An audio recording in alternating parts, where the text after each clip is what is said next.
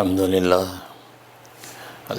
لله نحمده ونستعينه ونستغفره ونؤمن به ونتوكل عليه ونعوذ بالله من شرور أنفسنا ومن سيئات أعمالنا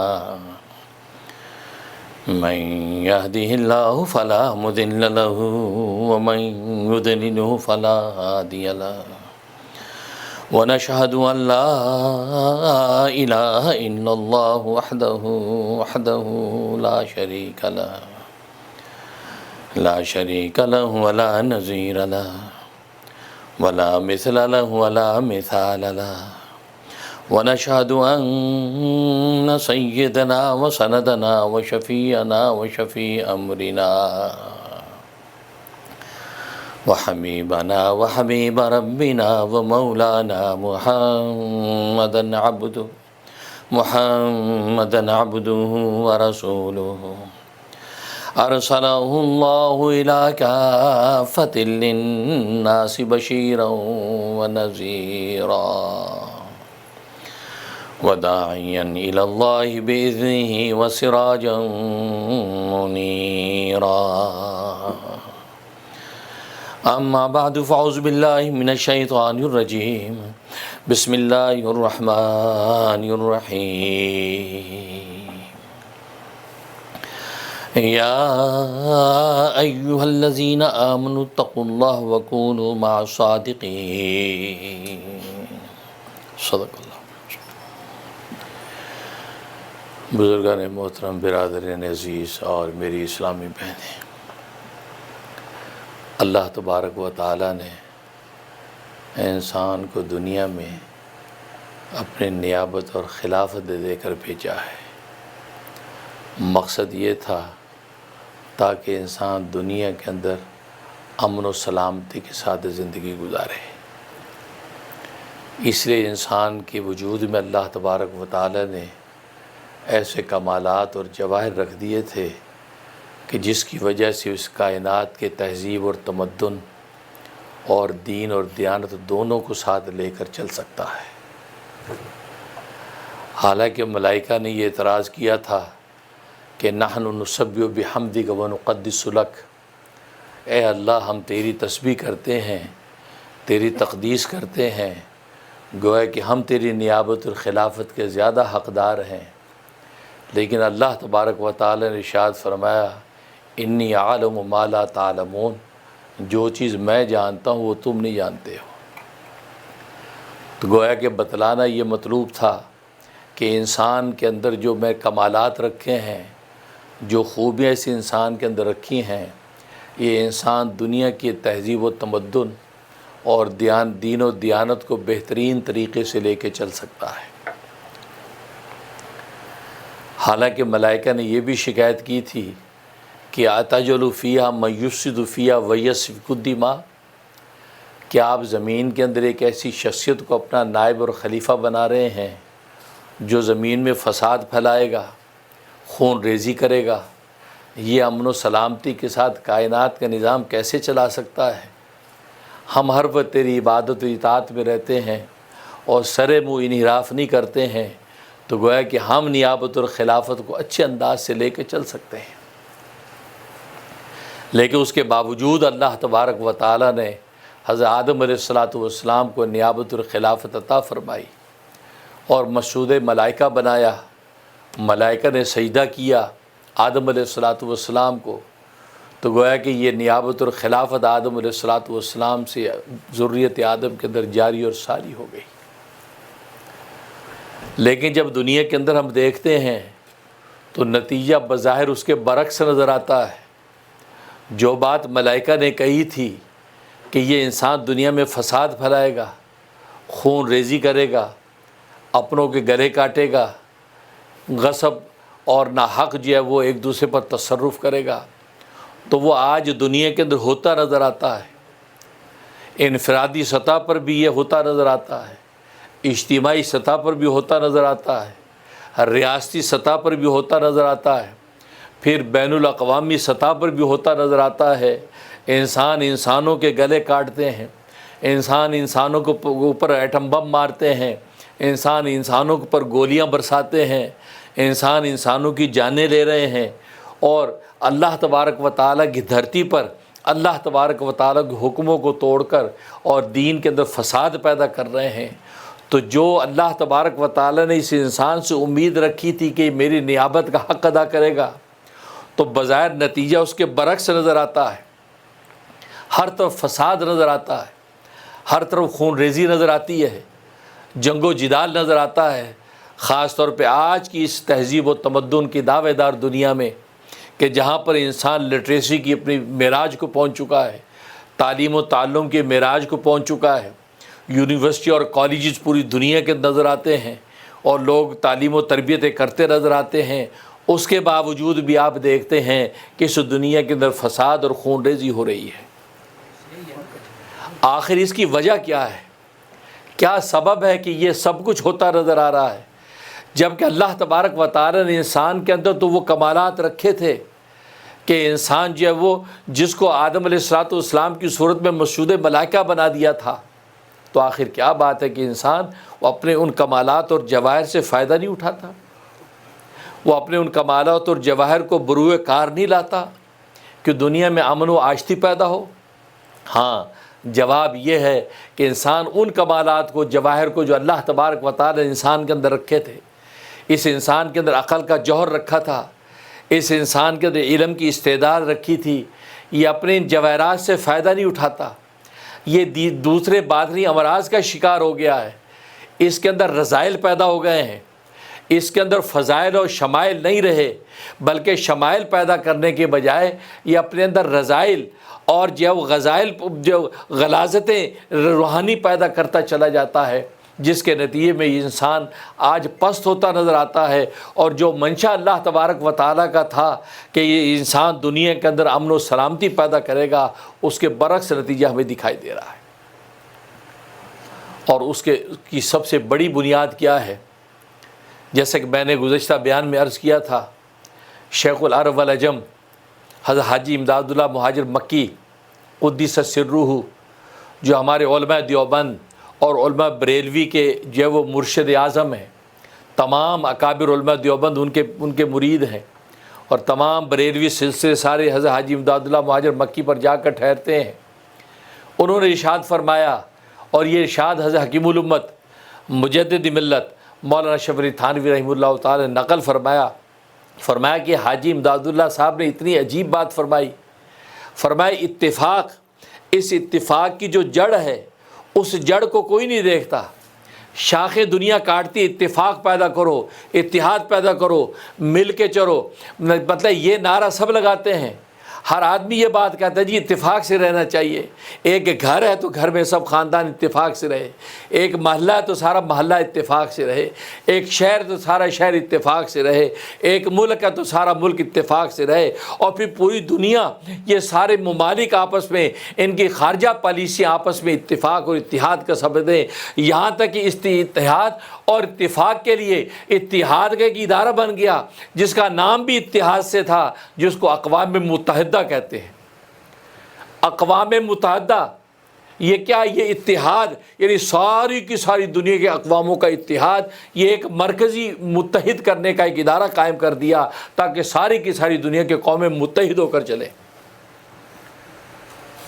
لیکن فرمایا کہ سب شاخیں کاٹتے ہیں، پتے جھاڑتے ہیں، جو اصل جڑ ہے اتفاق کی اس پر کوئی نظر نہیں کرتا۔ اور حاجی امداد اللہ مہاجر مکی رحمہ اللہ تعالیٰ فرمایا اتفاق کی جڑ میں بتاتا ہوں، اتفاق کی جڑ فرمایا تواضع ہے، انکساری ہے، عاجزی ہے، اپنے آپ کو مٹانا ہے، اپنے آپ کو چھوٹا کر لینا ہے، فرمایا کہ یہ اتفاق کی جڑ ہے۔ اور آج دنیا میں کوئی بھی اپنے آپ کو چھوٹا کرنے کو تیار نہیں، کوئی بھی جھکنے کو تیار نہیں ہے، کوئی عاجز ہونے کو تیار نہیں ہے، وہ ہر آدمی سمجھتا نہیں میں بڑا ہوں، اجی ہم بڑے ہیں، اجی ہم یہ ہیں، اجی ہم وہ ہیں۔ نہیں، جب آپ اپنے آپ کو چھوٹا کریں گے، جب ہر ایک دوسرے کو سے مقابلے میں اپنے کو چھوٹا سمجھے گا، نتیجہ کیا ہوگا؟ فرمایا اس سے اتفاق اور اتحاد پیدا ہو جائے گا۔ فرمایا تواضع اختیار کرنے کو کوئی تیار نہیں، اپنے اندر ہمبلنس پیدا کرنے کو کوئی تیار نہیں، ہر آدمی اپنے حق کو چھیننے کی تیار، ہر ایک اپنی جو کریڈیبلٹی بتانے کو تیار ہے، جی ہم نے یہ کر دیا، ہم نے یہ کر دیا، ہم نے یہ قربانیاں دیں، ہم نے یہ سیکریفائس کیا۔ نہیں نہیں، آپ اگر جان بھی اللہ کے دین کے لیے، اللہ کے راستے میں اپنی جان بھی قربان کر دیں، اور شہید میدان جہاد کے اندر جب اترتا ہے اپنی جان تک دے دیتا ہے، اپنی جان دے دیتا ہے، اور جان دے کر بھی زبان حال سے کیا کہتا ہے؟ جان دی ہوئی اسی کی تھی، جان دی ہوئی اسی کی تھی، حق تو یہ ہے کہ حق ادا نہ ہوا۔ یعنی شہید نے اگر جان دے دی ہے تو کس کی جان تھی؟ کس نے دی تھی؟ کس کو دی ہے آپ نے؟ جس اللہ نے آپ کو یہ جان دی تھی اسی اللہ کو اگر آپ نے واپس کر دی تو کیا کمال کیا آپ نے؟ تو جب جان تک قربان کرنے کے بعد بھی آپ اتنا ہی کہہ سکتے ہیں کہ جان دی ہوئی اسی کی تھی، حق تو یہ کہ حق ادا نہ ہوا۔ اور حالت یہ کہ آج تھوڑا سا آپ تھوڑی سی دین کے لیے قربانی، تمدن کے لیے قربانی، عبادت کے لیے کوشش، خدمت کے لیے تھوڑا سا جو ہے ثمرہ ظاہر کر دیتے ہیں، نتیجہ کہ آپ کہتے ہیں ہم نے تو بہت، ہمارا بڑا ان پٹ ہے، ہم نے یہ کیا، ہم نے وہ کیا۔ نہیں، آپ کے کہنے سے اس کی قیمت نہیں لگے گی۔ آسمانوں پر اللہ تبارک و تعالیٰ کے اگر فیصلہ ہوا کہ واقعی آپ نے کچھ کیا ہے تو اللہ تبارک و تعالیٰ معمولی نیکی پر بھی جنت کا فیصلہ کر دیں گے۔ اپنے اندر تواضع پیدا کرو، اپنے اندر عاجزی پیدا کرو، اپنے آپ کو چھوٹا کرو۔ مٹا دے اپنی ہستی کو اگر کچھ مرتبہ چاہیے، مٹا دے اپنی ہستی کو اگر کچھ مرتبہ چاہیے، کہ دانہ خاک میں مل کر گل گلزار ہوتا ہے۔ اور امام الاولیاء شیخ التفسیر حضرت مولانا احمد علی لاہوری قدس سرہ، آپ جانتے ہیں کہ اپنے وقت کے بہت بڑے مفسر اور بہت بڑے ولی گزرے ہیں، اور لاہور کے اندر ان کی خانقاہ تھی، اور یہ ان 3-4 خانقاہوں میں سے خانقاہ تھی کہ رسول اللہ صلی اللہ علیہ وسلم نے کسی کو بشارت کے اندر خواب میں کہا تھا کہ یہ جو خانقاہ، یہاں جا کر اپنا تزکیہ کرواؤ، وہاں جاؤ گے تمہیں اللہ ملے گا، وہاں جاؤ گے تمہیں اتباع سنت کی دولت نصیب ہوگی۔ اس خانقاہ کی بشارت فرمائی۔ تو مولانا احمد علی لاہوری رحمۃ اللہ علیہ بہت بڑے آدمی ہیں، جاننے والے ان کو جانتے ہیں۔ ان کے ایک مجاز صحبت بزرگ، ان کا میرے ساتھ بہت بڑا پیار تھا، حاجی احمد علی رحمۃ اللہ علیہ، میرے پاس کراچی میں میری مسجد میں تشریف لایا کرتے تھے، کئی دن میرے پاس ٹھہرتے تھے، اور صوم و صلات یعنی مسنون روزوں کے بڑے پابند، سبحان اللہ۔ وہ فرماتے کہ ہم جو ہے وہ حضرت لاہوری رحمۃ اللہ علیہ کی خانقاہ میں جب ان کے پاس ٹھہرتے تھے تو تہجد کے وقت میں حضرت جو ہے نوافل پڑھتے، اس کے بعد اللہ سے جب دعائیں کرتے، فرمایا یہ شعر پڑھتے، اور پڑھ کے یہ شعر گڑ گڑاتے اور روتے اور تڑپتے۔ فرماتے صدقے میں تیرے ساقی مشکل آسان کر دے، صدقے میں تیرے ساقی مشکل آسان کر دے، ہستی میری مٹا دے، خاک بے جان کر دے۔ مطلب یہ کہ اللہ والے تو اپنی ہستیاں مٹانے کی کوشش کرتے ہیں کہ ہمیں مٹا، اے اللہ بس اپنے آپ کو مٹا دینا ہی، بس یا اللہ بس یہ چاہیے ہمیں۔ تبھی تو سجدے کی پریکٹس ہوتی ہے۔ سجدوں میں کیا کرتے ہیں؟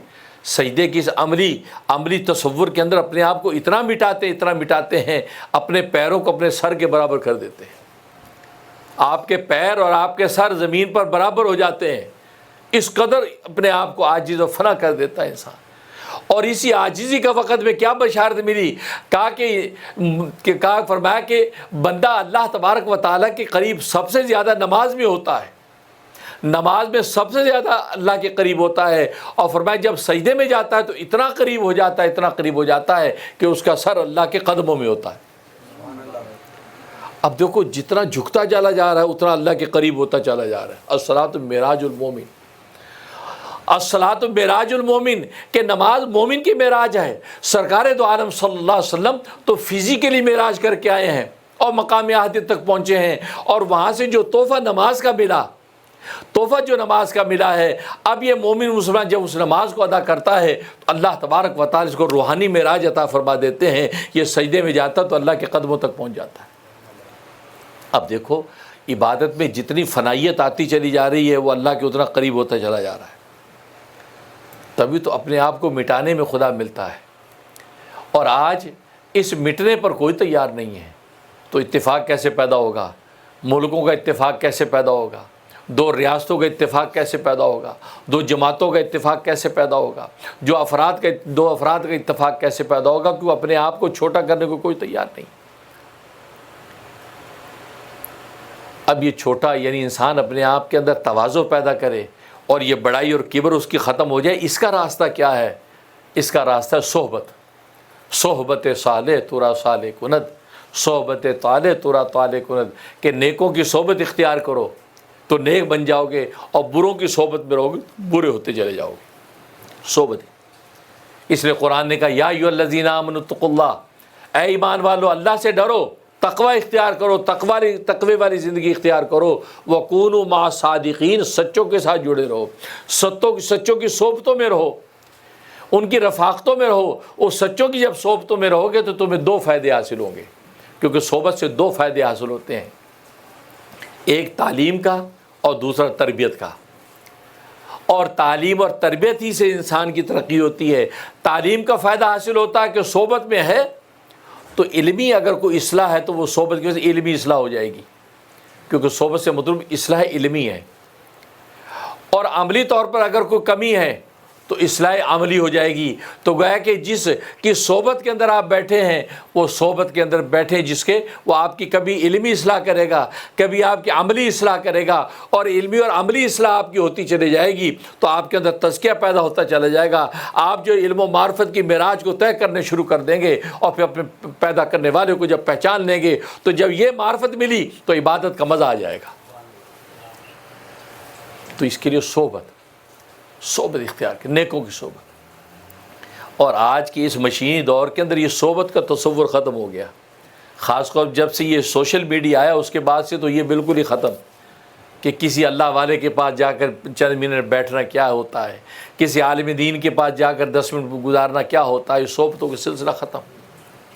خانقاہوں میں مشائخ سلسلہ بیٹھے ہیں، اور اس لیے بیٹھے کہ آؤ ان کی صحبتوں میں بیٹھو، ان کی رفاقتوں میں بیٹھو، کہیں وہ تمہاری علمی اصلاح کریں گے، کہیں تمہاری عملی اصلاح کریں گے۔ کوئی علمی اگر شبہ پیدا ہوا تو ان کے سامنے رکھیں گے یہ ایک علمی شبہ پیدا ہوا ہے، یہ عملی شبہ پیدا ہوا، آپ کے شبہات دور کریں گے۔ تو کیونکہ ڈاؤٹس ایک ایسی خطرناک چیز ہے کہ انسان آہستہ آہستہ اس ڈاؤٹس کی وجہ سے نظریے کو بدلتا چلا جاتا ہے۔ اور آج کی آپ نے دیکھا دنیا کے اندر ان کے پاس کوئی سالڈ پلان نہیں ہے تہذیب و تمدن اور دین و دیانت کا۔ وہ سالڈ پلان تہذیب و تمدن اور دین و دیانت کا صرف اسلام کے پاس ہے۔ اسلام کے علاوہ دنیا کے کسی سوسائٹی اور مذہب اور کسی تعلیم و منشور کے اندر دین و دیانت اور تہذیب و تمدن کا کامل کنسیپٹ نہیں ہے۔ یہ اسلام نے بہترین کنسیپٹ دیا ہے۔ اب نتیجہ یہ کہ مقابل لوگ کیا کرتے ہیں، اسلام کے اندر ڈاؤٹس پیدا کرتے ہیں، اسلام کے عقائد میں ڈاؤٹس پیدا کریں گے، اسلام کے نظریات کے اندر ڈاؤٹس پیدا کریں گے، اسلام کی جو خیالات کے اندر شبہات پیدا کریں گے۔ تو گویا کہ یہ کنفیوژنس اسلام کے حوالے سے پیدا کریں گے۔ اجی آپ اللہ کو مانتے ہیں، اللہ کو دیکھا آپ نے کبھی؟ جی نہیں دیکھا۔ دیکھا نہیں، فنی، پھر بھی آپ کہتے ہیں اللہ ہے۔ یا دیکھا، آپ کے ابا نے دیکھا؟ نہیں، ابا نے بھی دیکھا۔ دادا نے؟ یار کسی نے دیکھا ہوگا اوپر؟ نہیں کسی نے دیکھا۔ یار کیسا دی، اللہ کو تم نے دیکھا ہی نہیں اور دیکھ سکتے ہو اللہ کو؟ کہ نہیں، اللہ کو نہیں دیکھ سکتے۔ لو جی، اللہ کو دیکھ سکتے نہیں اور اللہ بھی ایمان رکھتے ہو کہ اللہ ہے۔ بھئی یہ کیسا ایمان ہے بھئی؟ اب یہ ڈاؤٹ ہے نا، یہ شبہ ہے۔ اب کیا ہوتا ہے، نئی نسل سوچتی ہے ہاں یار بات تو صحیح ہے، ہر چیز تو دیکھ کے مانی جاتی ہے، آخر کیا بات ہے کہ اللہ کو بغیر دیکھے مان لیا، بغیر دیکھے مان لیا۔ کئی سال پہلے کیلیفورنیا کے اندر ایک بچہ 8-10 سال کا، وہ والدین میرے پاس لے کے آ گئے، کہہ رہے کہ اس کے 2 سوال ہیں بچے کے، کہ جی کیا؟ ایک سوال تو اس کا یہ ہے کہ ہم کہتے ہیں اللہ ہے، اللہ کو مانتے ہیں ہم، ٹھیک ہے نا، تو اللہ کو دیکھا ہے نہیں، تو اللہ کو کیسے مانتے ہیں؟ اب یہ ہمیں بچہ یہ سوال کرتا ہے، اب ہم اس کو کیا جواب دیں؟ اور دوسرا کہتا ہے کہ یہ عیسائی جب کرسمس کرتے ہیں تو ہم کرسمس کیوں نہیں مناتے؟ ہم بھی تو کرسمس منا سکتے ہیں، کیا حرج ہے؟ کیونکہ عیسیٰ علیہ السلام بھی ہمارے پیغمبر ہی ہیں، ہم ان کو پیغمبر مانتے ہیں، تو کرسمس منانے میں کیا حرج ہے؟ یہ 2 سوال کرتا ہے یہ بچہ، اب ہم آپ کے پاس لائیں، اب آپ بتائیے کیا۔ میں نے بچے سے کہا تمہارا نام کیا ہے؟ کہتا جنید، کہ میرا جنید ہے۔ میں کہوں تم بے وقوف ہو، بے عقل ہو، پاگل ہو۔ کیا؟ میں کہوں تم بے عقل ہو، پاگل ہو، تمہارے پاس سینس نہیں ہے، انٹیلیجنس نہیں، پاگل ہو، بے عقل ہو۔ نہیں، ادھر ماما پاپا کو دیکھتا ہے، لوگوں کو دیکھتا ہے، نہیں آئی ہے وہ عقل؟ نہیں۔ میں کہا عقل نہیں تمہارے، عقل ہوتی تو پھر تم یہ سوال نہ کرتے۔ تو میں کہا تمہارے پاس عقل ہے؟ کہتے یس ہے، بالکل، میں بالکل عقل مند ہوں، میں سمجھدار ہوں، سب، میں جو 8 گریڈ کا اسٹوڈنٹ ہوں۔ میں کہا عقل ہے تمہارے پاس؟ کہتے جی۔ میں کہا تم مانتے ہو کہ تمہارے پاس عقل ہے؟ کہتے جی جی مانتا ہوں۔ میں کہا دکھاؤ عقل کہاں ہے تمہاری، جو عقل ہے جس کو تم مانتے ہو وہ کہاں، مجھے دکھاؤ۔ کہ وٹ یو مین؟ میں کہا کوئی مین نہیں ہے، سیدھی سی بات ہے کہ عقل ہے تمہارے پاس اور تم ریئلائز کر رہے ہو، بلکہ ایمفسائز کر رہے ہو کہ آئی ہے وہ عقل، تو شو می یور عقل۔ کہتا نو آئی بلیو آئی ہیو عقل بٹ آئی کینٹ شو۔ بس مگر اللہ نے بس یہی ایک نظیر تمہاری کھوپڑی میں رکھ دی ہے کہ جس عقل کی وجہ سے اللہ پہ اعتراض کرتے ہو وہ عقل تم نہیں دیکھ سکتے جو تمہاری کھوپڑی کے اندر موجود ہے۔ تم اللہ کو دیکھنے کی باتیں کرتے ہو، وہ اللہ جو جسے ساری دنیا کو عقلیں بانٹی ہیں اس کے دیکھنے کے دعوے کرتے ہو، اس کا انتظار کو اپنی دماغ کی عقل دیکھی نہیں جا سکتی۔ میں کہا اچھا تم کہتے ہو میں عقل مند ہوں، اس کی کیا بیس ہے، کیا دلیل؟ کہتے مائی ایکشنز از دلیل، میرے ایکشن جو عقل والے ایکشن ہے، میں اچھا کام کرتا ہوں سمجھداری کے، یہی ہے نا بس۔ میں کہ اللہ نے یہ پوری کائنات جو بنائی، اللہ کی یہ سارے ایکشنز ہیں، سورج ٹائم پہ نکلتا ہے، ٹائم پہ غروب ہوتا ہے، چاند سورج ستارے نکلتے ہیں، دریاؤں کے روانیاں ہیں، موسم بدلتے ہیں، دنیا جتنا زور لگا رہے ونٹر نے آنا ہی آنا ہے، جتنا زور لگا لے سمر نے آنا ہی آنا ہے، جتنا زور لگا فال نے آنا ہی آنا ہے۔ تو مطلب یہ سارے موسم بدلتا ہے، یہ ساری تبدیلیاں کون کر رہا ہے؟ یو؟ کہتے نہیں میں تو نہیں کر سکتا۔ میں کہ تمہارے ابا جی کر رہے ہیں؟ کہتے نو، کون کرتا ہے؟ میں کہ بس تم ابا نہیں کر رہا تو اس کا مطلب میرا تیرا ربا کر رہا ہے۔ اسے اپنے ایکشن سے بتا دیا کہ میں ہوں، جیسے تمہاری عقل ایکشن سے بتاتی ہے کہ میرے پاس عقل ہے۔ تو بس ہر چیز کا ایک کرائٹیریا ہوتا ہے۔ پھر میں نے کہا جن آنکھوں سے دیکھنے کا دعویٰ کرتے ہو، میں نے کہا آنکھیں تم نے کبھی دیکھی ہیں؟ خود آپ اپنی آنکھیں دیکھ سکتے ہیں؟ آپ میں کہ آئینے کی مرر کی بات نہیں کرنا، مرر تو خارجی سورس ہے، آپ خارجی سورس سے مدد لے کے اپنی آنکھیں دیکھیں تو کیا دیکھ رہے ہیں؟ لیکن آپ کے وجود میں اللہ نے آنکھیں رکھی ہیں، آپ خود اپنی آنکھ کو نہیں دیکھ سکتے۔ اس کا مطلب ہے کہ اللہ تبارک و تعالیٰ نے ہمیں سمجھانے کے لیے ہمارے وجود میں اتنی چیزیں رکھ دی ہیں جن کو بلیو کرتے ہیں کہ یہ ہیں بلیو کرتے ہیں اور دیکھ بھی نہیں سکتے۔ بس اللہ نے یہ بتا دیا اسی طرح میں ہوں، میں اسی طرح تمہیں نظر نہیں آتا، میں ہوں، اور اپنے وقت میں اپنا آپ تمہیں دکھا بھی دوں گا۔ تو اس لیے دنیا کے اندر اللہ نے یہ قاعدہ رکھا تم مجھے نہیں دیکھ سکتے، لن ترانی۔ حضرت موسیٰ علیہ السلام کو بھی کہہ دیا نا دیکھ نہیں سکتے دنیا میں اور آخرت میں۔ اور پھر ہم تو وہ امت ہیں کہ ہمارے نبی اکرم صلی اللہ علیہ وسلم اپنی سر کی اور دل کی آنکھوں سے اس اللہ کو دیکھ کے آئے ہیں، اس نور اعظم کو دیکھ کے آئے ہیں۔ اس مخبر صادق نے ہمیں کہہ دیا کہ اللہ تبارک و تعالیٰ کو میں خود دیکھ کے آیا ہوں۔ تو ہمیں تو کوئی شبہ ہونا نہیں چاہیے۔ دوسرے پیغمبروں کی امتیں شبہ کریں تو کریں، ہماری امت کا کوئی فرد اور نوجوان تو یہ شبہ کر ہی نہیں سکتا، کیونکہ ہمارے نبی تو دیکھ کے آئے ہیں۔ جب ابا کی بات پہ بلیو کر کے ہم بہت کچھ مان لیتے ہیں، اور پھر ربا کا جو سچا مخبر صادق ہے ہمارا نبی، وہ جب ہمیں کہہ رہا ہے تو اس کی بات پہ بلیو کر کے ہم مان لیتے کہ اللہ ہے۔ بات ایمان و ایقان کی ہے، ایمان، بس ایمان ہی کی کمزوریوں نے ہمیں یہاں پہنچا دیا ہے۔ حضرت علی رضی اللہ تعالیٰ فرماتے ہیں کہ اگر اللہ تبارک و تعالیٰ آسمان کے غیب کے پردے ہٹا دیں اور اپنی آنکھوں سے جنت دوزخ دیکھ لیں، تو فرمایا کہ رسول اللہ صلی اللہ علیہ وسلم کے کہنے پر ہم جس لیول کا ایمان لے کے آ چکے ہیں اس کے اندر ایک رتی اضافہ نہیں ہوگا۔ یعنی نبی کے کہنے پر اس درجے کا ہم ایمان لے آئے کہ جنت ہے، دوزخ ہے، عرش ہے، کرسی ہے، لوح محفوظ ہے، مان لیا۔ اگر آنکھوں سے ہم دیکھ بھی لیں اس میں ایک رتی اضافہ نہیں ہوگا، کیونکہ نبی کو ہم نے اتنا سچا نبی ماننا ہے کہ اس کے کہنے پہ سب کچھ مان لیا۔ اور آج ہماری حالت یہ، اب دیکھ کے کہتے ہیں ہمیں دکھاؤ، ایکسپیریمنٹ کرو، دیکھو، دیکھا، او یار واقعی یار آج سمجھ میں آئے واقعی یہ ہے۔ اللہ کے بندے، نبی نے جب کہہ دیا تو آپ اس واقعیت پر اس وقت پہنچ جائیں نا۔ آپ اب کیوں پہنچ رہے ہیں؟ دیکھ کے پہنچ رہے ہیں، دیکھ کے پہنچے، دیکھ کے تو کفار بھی پہنچیں گے، مرنے کے ٹائم میں دکھا دیا جائے گا، پہنچ جائیں گے، اوہ جنت ہے، دوزخ ہے، سب ہے، لیکن ٹو لیٹ۔ ایمان تو اس کو کہتے ہیں۔ اللہ اکبر۔ امام راضی رحمۃ اللہ علیہ کا بڑا زبردست واقعے پہ ختم کرتا ہوں۔ امام راضی رحمۃ اللہ علیہ، انہوں نے تفسیر کبیر لکھی ہے، 32 جلدوں میں تفسیر کبیر، کمال کر دیا ہے۔ عقلی اور نقلی دلائل سے آیات کو ثابت کیا، حقائق ثابت کیے ہیں، بہت بڑے آدمی ہیں۔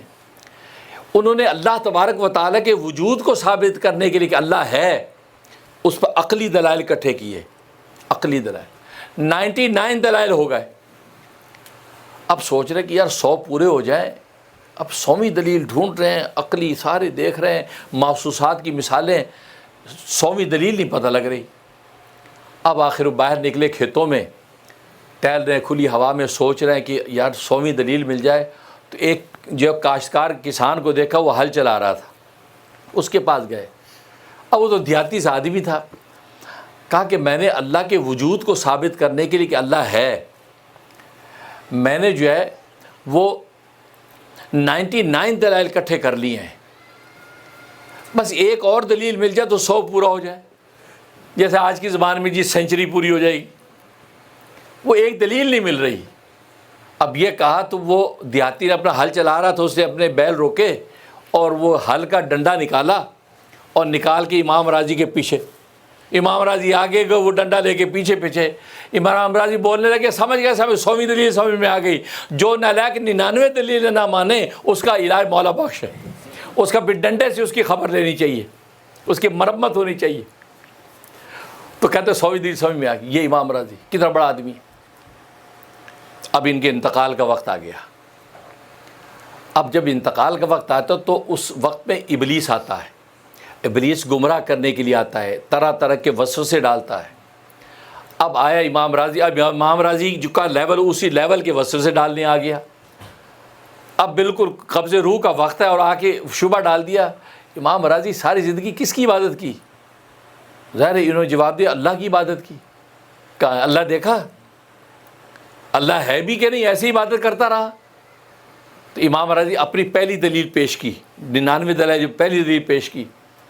اب ابلیس تو خود بہت بڑا علامہ ہے، اسے اس دلیل پر نقض وارد کر دیا، وہ دلیل توڑ دی۔ امام راضی بڑے حیران ہوئے، انہوں نے دوسری دلیل پیش کی، اسے نقض وارد کر کے وہ بھی توڑ دی۔ تیسری پیش کی، نقض وارد کیا، 99 کے 99 دلائل توڑ دیے اس نے۔ اب 99 دلائل جب ٹوٹے تو امام راضی تو گھبرا گئے، ان کو پسینہ آنے لگا کہ یار میں جن دلائل کی بنیاد پر کھڑا تھا کہ اللہ ہے اور جس کی عبادت میں نے کی، اور اس سے ساروں پر نقض وارد کر دیا۔ ابھی اسی گھبراہٹ میں تھے کہ ان کے پیر و مرشد عصر کی نماز کا غالباً عصر کا وقت تھا، وہ وضو کر رہے تھے۔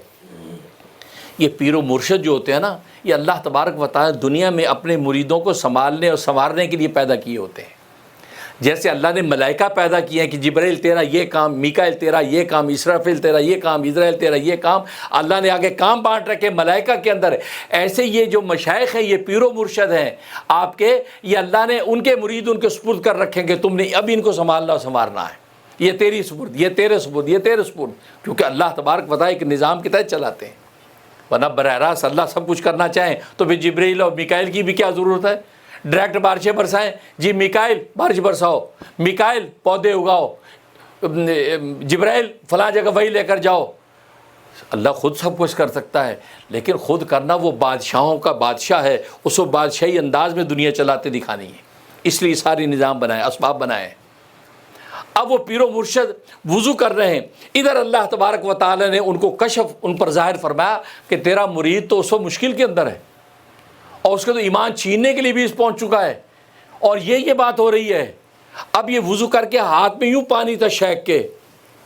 پیر و مرشد کی قدر وہ جانتے جن کو پتہ کہ پیر و مرشد ہوتا کیا ہے، ورنہ الٹی سی ہانکنے والے بھی 100 مل جائیں گا، اے چھوڑو جی یہ کیا پیر پرستی، اور چھوڑو جی دفع کرو۔ اور شرک و بدعت نہ ہو، متبع سنت پیر و مرشد ہو، تو پھر دیکھو کہاں کہاں آپ کو اللہ تبارک و تعالی کی عنایات میں لے کے جاتا ہے۔ باقی اگر کہتے ہیں کہ 2 نمبر آگے ہو اس فیلڈ کے اندر تو پھر ہمارا قصور نہیں ہے. اور ڈپلیکیٹ تو اسی کی ہوتی جس کی جینون مارکیٹ میں ہوتی ہے. جس کی جینون مارکیٹ میں اور ڈپلیکیٹ اس کی نہیں ہوتی. تو پیروں کی اگر ڈپلیکیٹ آپ کو مل گئی آپ کو نقصان پہنچا, لیکن جینون کو ڈھونڈو, جینون ہے. اور یہی جو قرآن نے کہا یا ایھا الذین آمنوا اتقوا اللہ, اے ایمان والو تقوی والی زندگی اختیار کرو, وکونوا مع الصادقین, سچوں کے ساتھ جڑے رہو, سچوں کے ساتھ جڑ جاؤ. اس کا مطلب قیامت تک سچے موجود رہیں گے, تبھی تو اللہ کہہ رہے جڑو, ورنہ تو یہ تو تکلیف مالا یطاق ہو جائے گا. اللہ نے ایک ایسی چیز کا حکم دے دیا جو ہے ہی نہیں. اس کا مطلب سچے ہیں, اب ڈھونڈنا آپ کا کام. اب امام راضی ادھر مشکل میں ہیں, انہوں نے جیسے پانی ہاتھ میں لیا زور سے پانی دیا جھٹکا, کیا فرمایا, کہا کہ کہہ دو کہ مانا بغیر دلیل کے. اللہ اکبر, اس جملے کے اندر جو معرفت ہے اہل دل ہی سمجھتے ہیں اس کو. ہمیں تو اس جملے پہ رونا بھی نہیں آتا. کیا فرمایا, کہہ دو کہ مانا بغیر دلیل کے. تو ادھر آواز اس کے قلب کے اندر پہنچی امام راضی کی. امام راضی نے کہا کہ اے ابلیس دفع دور ہو, میں نے بغیر کسی دلیل کے اپنے اللہ کو مان لیا ہے. بھائی اتنا اللہ اکبر, اللہ اکبر, محمد رسول اللہ زندہ باد. بھائی اتنا کہنا تھا کہ روح پرواز کر گئی. ایمان محفوظ اور اللہ کے پاس پہنچے ہیں. کہہ دو کہ مانا بغیر دلیل کے. پر اپنے بچوں کو یہ سکھا دو, بیٹا اگر کو کہ اللہ ہے تو نظر کیوں نہیں آتا, اللہ ہے بھی, کہتے بھائی دلیل, کہتے کوئی دلیل, بغیر دلیل کے ہم اللہ کو مانتے ہیں. دنیا میں کتنا کچھ بغیر دلیل کے ہم مانتے ہیں, تو اللہ کو بغیر دلیل کے مانتے ہیں. بس یہ ایمان بناؤ اپنے بچوں کا. یہ دلائل کی دنیا میں اگر چلے جاؤ گے تو آپ کہاں تک پورا کرو گے. ان کے ایمان و یقین اتنے مضبوط بناؤ کہ صحابہ اکرام جو رسول اللہ صلی اللہ علیہ وسلم کے سامنے ہیں, انہوں نے کبھی تمنا نہیں کی کہ اللہ ہے تو نظر کیوں نہیں آتا, اللہ ہمیں دکھاؤ. حالانکہ وہ کہتے بھی تو کامن سینس تھی کہ جس رسول کے پاس بیٹھے ہیں وہ کچھ بھی کر سکتے تھے. لیکن آج ہم پدی اور پدی کا شوربہ, اور ایک چھوٹا سا بچہ جب یہی بات, یہ اللہ ہے تو نظر کیوں آتا, مجھے دکھاؤ, بس یہ بتاؤ. کہو کہ بیٹا مانا بغیر دلیل کے, بغیر دلیل کے ہم اللہ کو مانتے ہیں. سو وٹ, جاؤ بھائی, نن یور بزنس. کیونکہ ایمان کے معاملات کے اندر اگر تم الجھو گے تو پھر عقلیات اس کا جو وہ پیمانہ نہیں ہے, اس کا پیمانہ عشق ہے.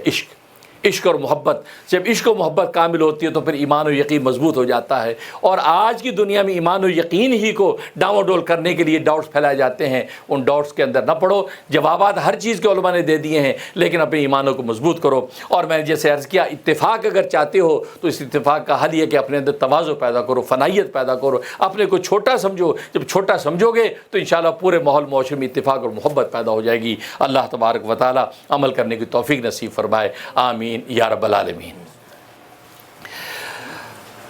ضروری اعلان یہ ہے کہ آپ جانتے ہیں کہ عید الاضحیٰ قریب ہے, اور عید الاضحیٰ کے حوالے سے قربانیوں کا اہتمام ہمارے اخون مسجد سے کیا جاتا ہے.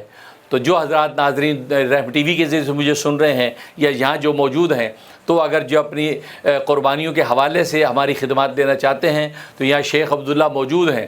تو ان کو ایک گائے کا حصہ $120 کا ہے, اور ایک گوٹ یعنی بکرا کروانا ہے تو $220 کا ہے, اور پوری گائے اگر کروانی ہے تو $700 کی ہے.